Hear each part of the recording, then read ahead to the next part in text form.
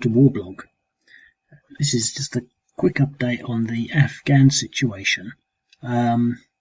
It's actually sort of just dawned on me. I was just looking through my sort of list of wars, so to speak, obviously looking at the war in Afghanistan 2001 to present, and it just dawned on me, and it might be a bit presumptuous, but it would appear that the war is now over.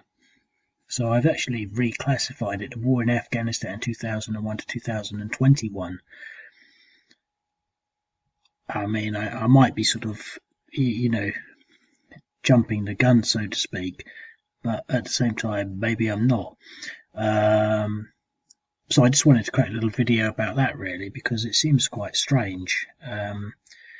I was just sort of, I've reclassified a few of them, so basically until I update them, there'll be this sort of mismatch because it trawls through the database and etc.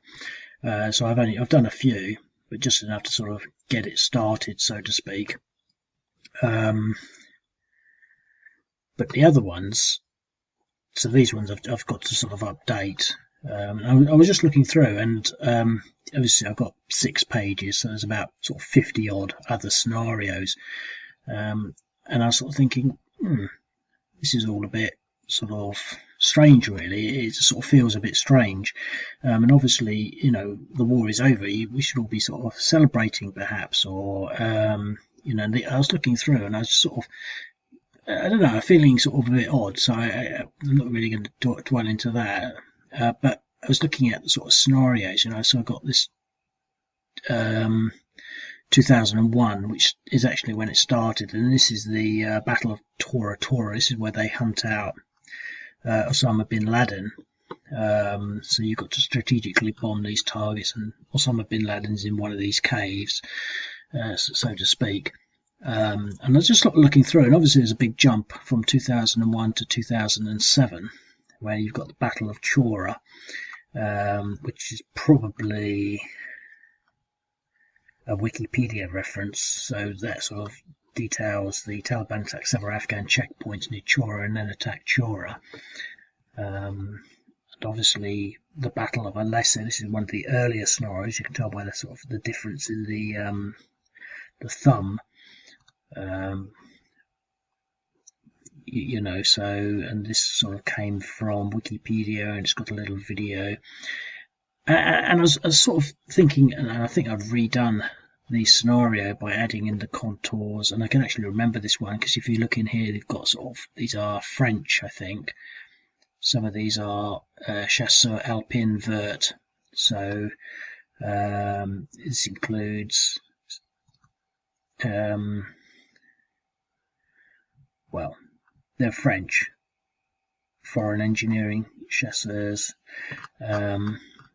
etc., etc. So some of these are sort of more historic, because obviously I didn't start this site until, I don't know, sort of 2015, 2016, something like that. I mean, to be quite honest, this might be a bit more than that, maybe 2015, because then you've got this jump, so you've got sort of 2001, 2007, 2009, 2009, and then 2015. So I've been covering things since about 2015, but not in massive detail, and it did dawn on me that and you can see this is an old one that's been updated to the new map, because that happens automatically. And this is a source from Wikipedia, so I probably didn't do it when it happened. But it did dawn on me. But I've been following all of this, and I'm having trouble sort of really saying what I want to say, because I don't want to make it sound crap. But it seems like as though not a lot of people have really been following it. The ins and outs. I think a lot of people are just sort of used to it. It's a war. It's been ongoing, and for example, on this page, let's start from, say, the bottom here. We got the Camp Sheehan attack, which is actually, I think, from a Wikipedia one. And this was, quite a specific one, where the Taliban assaulted the headquarters of the Afghan National Army at at Camp Sheehan. They take 4 hours. They take 5 hours to to secure the base, during which 140 soldiers were killed. This is a sort of a massive event at the time. I don't recall it. I remember doing this sort of quite a way after it happened. But some of these I think I did when they happened. You can tell because they're quite really insignificant or more boring, or most importantly, they come from South Front. And obviously, South Front's been covering the Afghan situation for years and years. But so here you got this one, and the Taliban come down here, and I was sort of thinking, what was my perspective and thoughts, and because I'm always considered myself to be neutral, but I was thinking, well, do I have a slant on sort of, the Taliban winning, and, are these balanced, or, what is going on there? So this is sort of like, and I was looking through it, and I didn't really come to a conclusion, but I think I came to the conclusion that I thought, I'd like to see that I came to, that it was quite fair and neutral and balanced. So here you've got this sort of scenario that is, quite sort of accurate as to what happened. I mean, you can see this, they've got to take Farah, and obviously we know that Farah's just fallen, but then these little units, 3 of them, I mean, they're never going to take Farah as it stands, because they just wouldn't get the odds. They could attack it for as much as you want. But I think I remember playing this, I didn't do a video, where I removed one of these units and sort of sent him up here, and of course that made things a bit worse. So, but the thing is, this is a scenario that happened, but you've got the balance of things, you see. So in this one here, it's actually, I think this is the one that prompted me to do the video, really. So what you got here is, and I did a video on it, the Afghan forces carry out operation against Islamic State forces in the Haska Mina regions, covering the villages of Gorogore, Shabay and Angoa. And basically, I can remember sort of this because I think I got stuck on this river. It's quite hard to cross this river because there's really only one point. I'm not sure whether that's I don't think that connects. There's just this one point there, and if you don't get it right, because of course you can't attack across the river readily because the odds, so you sort of got to get it right. But if they stay over here, they can come down here, and there's only one mechanized unit in the whole stack there. I seem to remember getting stuck in here because they're quite tough once you get in there. So it's an interesting scenario, but I think it sort of didn't pan out as I sort of wanted. And I've got a video of it there. But this is sort of something where, this is now history. When the Afghan forces, the Afghan security forces, were an entity, and they would carry out security operations in their own country, and to hunt out this sort of terrorist organization, the Taliban. And within a matter of weeks, that is now history. And I was just thinking of all these Afghan men that would have constituted these units here, would have, that's part of their history. They would have been involved with that. They would have probably accepted that they had a government and that there was a structure and they would get paid. And, I think, things were sort of relatively stable then. And I think what I'm sort of getting to is, these things you take for granted. So you take a lot of things for granted, and all of a sudden, bang, it's all been wiped out. There's no such thing as the Afghan security forces anymore. There's no sort of land clearance. And it's all a bit strange. So I was thinking, well, I was thinking and considering these things, and I think it's fair and balanced. It's sort of, this is a security operation that they did, and quite often I say, well, I don't want to do another scenario about another security operation because they're all sort of fairly samey. But I think it's the situation is a lot of this stuff is sort of taken for granted, that there was this sort of war, permanent war going on.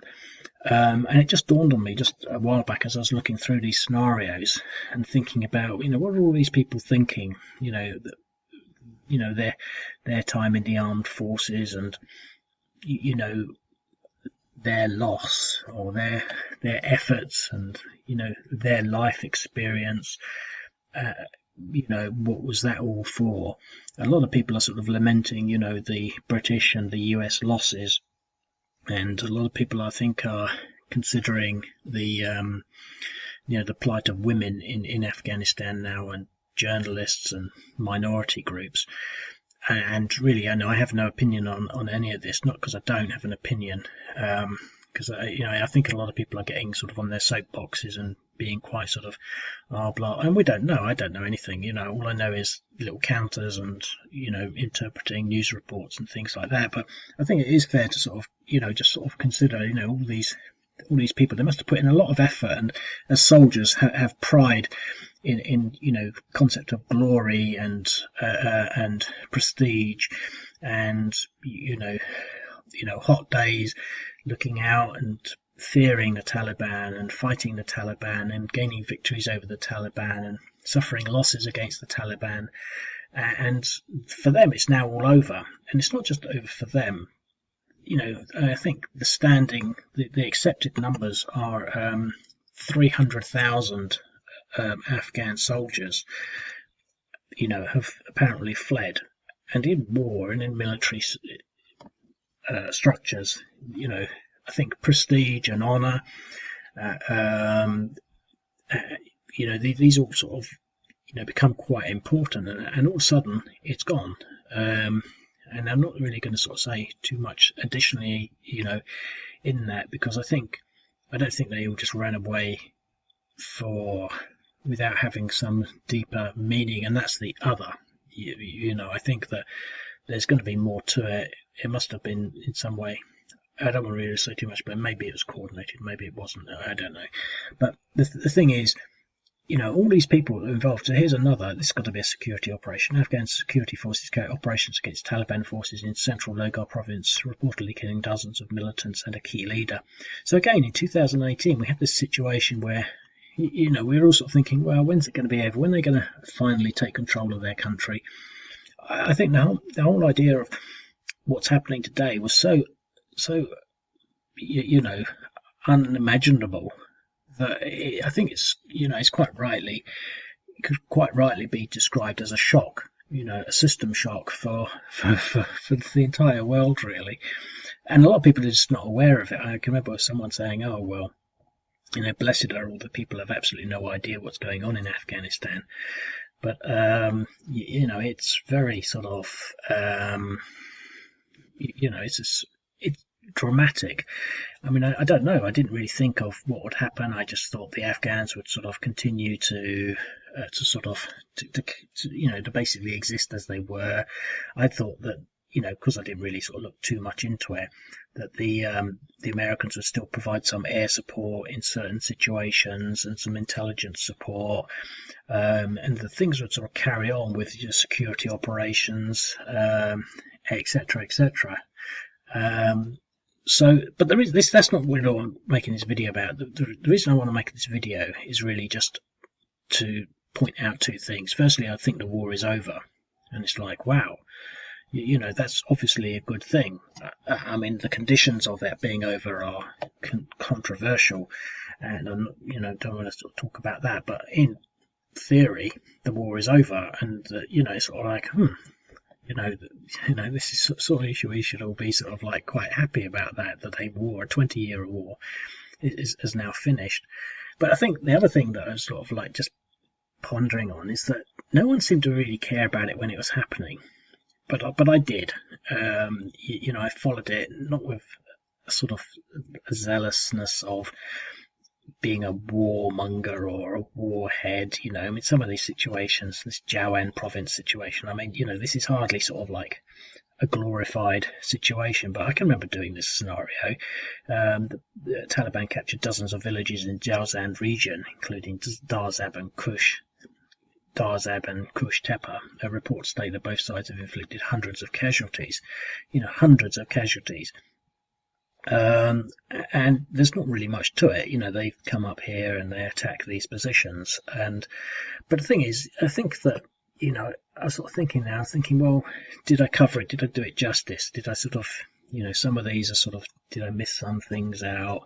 Are these truly representative, or did I do too much, or whatever? It's like, you're sort of sitting there, and when something is lost, I think it's just like in a lot of other things, you sort of think, well, hang on, But when it was there, what did I do? And I mean, I didn't do anything. I didn't sort of protest to stop the war, but I always felt that having an interest in the war and having an opinion on the war was as important as much as anything else, and wars in general, because without opinion,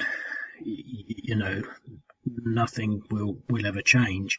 It's like drawing attention to it, etc., etc. I think it's quite a convoluted perception and argument, but these are the thoughts that I'm going through at the moment. It's sort of like, well, it's over now. There's nothing I can do now to go back and sort of pretend to have a deeper interest or a more humane interest, or to change the nature of that interest. I mean, the nature of that interest is now recorded in this site. For example, the siege of Uzan base. I mean, this is a phenomenal scenario. I can remember doing this and sort of thinking, the Afghan National Army units and Afghan National Police have been besieged in Uzan base for nearly 2 months. So far, the Afghan government has done nothing to help them. I'm not going to look for it now, but I think there's a video in some of these links or somewhere of them basically mortaring this base, and the base of holding on. Even to this day, I don't know what happened to those people, but there was a base there, and they were besieged by the Taliban, and it seemed that no one was doing anything about that. No one really cared. Not even the Afghan government. They couldn't lift the siege. I'm not sure how involved the NATO forces or the US forces were or would have been in that situation.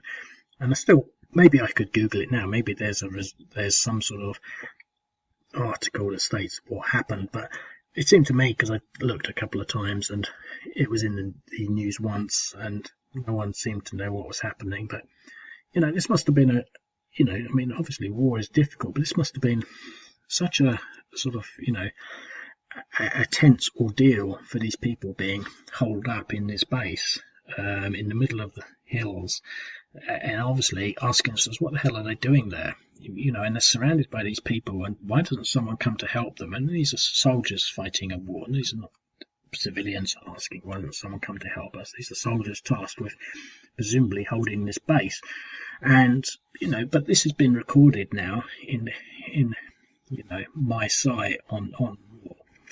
And so I've been thinking, and I came to the conclusion, basically, well, not so much based on this thing here, but it suddenly dawned on the realization that, just like a lot of things in life, it's now over, and we now only have reflection to consider the actualities of what happened, to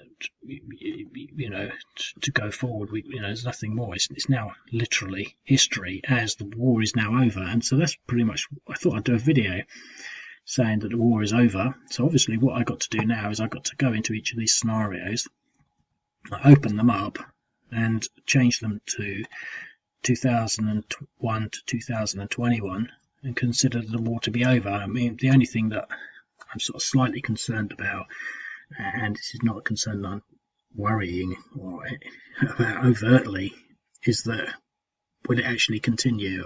Will they go into a civil war, and will that actually now become the 2021 to whatever Afghan civil war? Because you've got to remember that these people have been, I've also done a few other sort of things to look up, and we got the Afghan Civil War, 89 to 92. We got the Soviet Afghan War, which is basically the Soviet occupation. But we also got the we can't actually see it because it's not actually a war, but the Sour Revolution.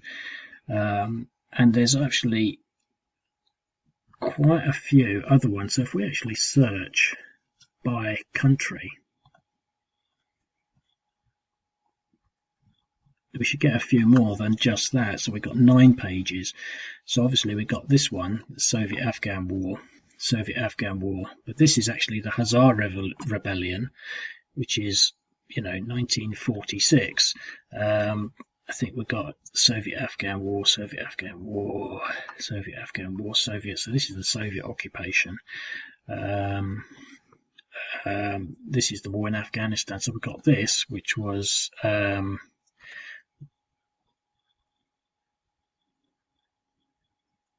this was Pakistan forces cross the Pakistan-Afghan border at the Khyber Pass and take out ISIS hideouts. So this is actually the war at present. I don't know why it's not been flagged up properly.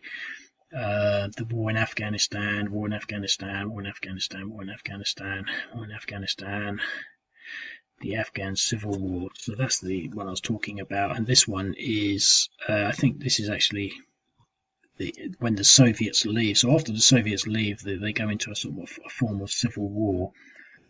Somewhere in here, there's the Sour Revolution. The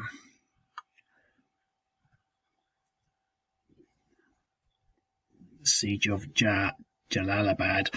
I think this is part of the Sour Revolution, actually. There's two of them. This has got to be the mark. Yeah.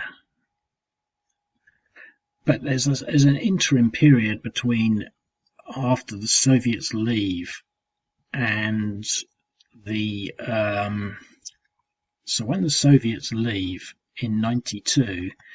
Now this is 89 to 92. So the Soviets leave in 88, and then there's the Afghan Civil War, after which the Taliban win and gain power or partial power between 92 to 96. And to be quite honest, I can't remember. I don't have a very good memory. I have to sort of look it up again. And then from 96 to 2001, the Taliban basically, I think, have the rule the country. So I'll have to actually look this up, because it's not so much I don't know, because I probably looked it up and understood it before, but I can never remember anything. This is why I sort of write a lot of things down so they can be sort of, reflected on. And Wikipedia is actually quite good for all of that. But essentially, so they've had war continually going on. We've war continually going on for, since, well, forever really. 1946. I only do the post World War II stuff. But yeah, so basically the bottom line is the war is now over, and so we can rejoice at that, and we can, deal with it really. And I mean, it would be interesting if the Taliban can, because I think a lot of people, and I don't really want to start talking about this too much, but the Taliban, I think the conversation is really about whether the Taliban can manage what the article I read referred to as complex urban environments. They've stating that they've basically gone from being a guerrilla force, foraging, surviving on what they could get from the land, from their hideouts, now suddenly in charge of major cities with major infrastructures, international relations. I mean, for example, I can't remember what it is, but I think the Indians have built some sort of new dam or power station, and there's bound to be loads of infrastructure projects that have been invested in by foreign agencies. These sorts of things are very different to doing what the Taliban have been doing for the last 20 years, which I think, without being insensitive, it constitutes, hiding out and waging a guerrilla warfare against a superior force. And now all of a sudden they've got it all, and they're going to have to worry about, wastewater treatment, power generation, sanitation, hospital services, and all that sort of stuff. And I don't, maybe they can pull it off. Maybe they can pull it off, and maybe that was the bottom line. So I don't want to talk about what the potential background to all this was, but the bottom line is, the reason for this video is the war is over, and it has made me sort of reflect on not what I did and my part, in the sense that but it was there, and you sort of think, well, I actually had an interest in that, and I don't think it's stupid to say that I didn't care, because I do. I just do it in a different way. I think developing and nurturing an interest in these events is not a hypocritical, warmongery type, insensitive thing. I think, having an awareness and understanding that you can talk to people, and when they talk about Afghanistan, you can be a little more detailed and structured and knowledgeable than maybe a lot of people's perceptions and views would be, similar to the situation in Yemen and Syria and the Congo and places like that where all this sort of stuff is still happening. A lot of people in the West will just sort of mix it all up with fairly trivial sort of diatribes on what they've been served up in the mainstream media, or just what they generally know, quite sort of insulting terms and quite ignorant, basis for understanding what's actually happening, etc., etc., etc. So, but I sort of think, well, that was my chance to sort of, develop and understand and comprehend what was happening, to take an interest in international events and affairs. And that was how I did it. And now that war is over. I mean, I understand now that the United States have just signed up a package for $350 million or something along those lines to send humanitarian aid to Yemen. Maybe they're going to turn their efforts to solving that war, and maybe there'll be no more wars, because they've just taken, they've just, what did they just do? I mean, there's so much. I'm not going to do any more of these Falls of, but I will complete them as a sort of tribute, so to speak. But, the recapture of Mocimboa de Praia, Mozambique. So, this is with the Rwandan support. So maybe that situation will be resolved. So there's been no more war there. The Libya situation has been resolved. The Syria situation is relatively stable with lots of sort of minor skirmishes, but there's no sort of a major war. There's still lots of attrition going on. Obviously there's the Ukraine situation, but bit by bit, if they can solve the Yemen war, which is an ongoing war, everything else is just friction. If Afghanistans can sort it out, well, maybe I can just sort of like war blog is no more, because, well, I wouldn't, because I do the historical scenarios, but maybe peace can break out all over the world and we can all rejoice and live happily ever after. I just thought I'd say that. So this is my The War is Over video. And that's about it, really. I'll speak to you later. Cheerio.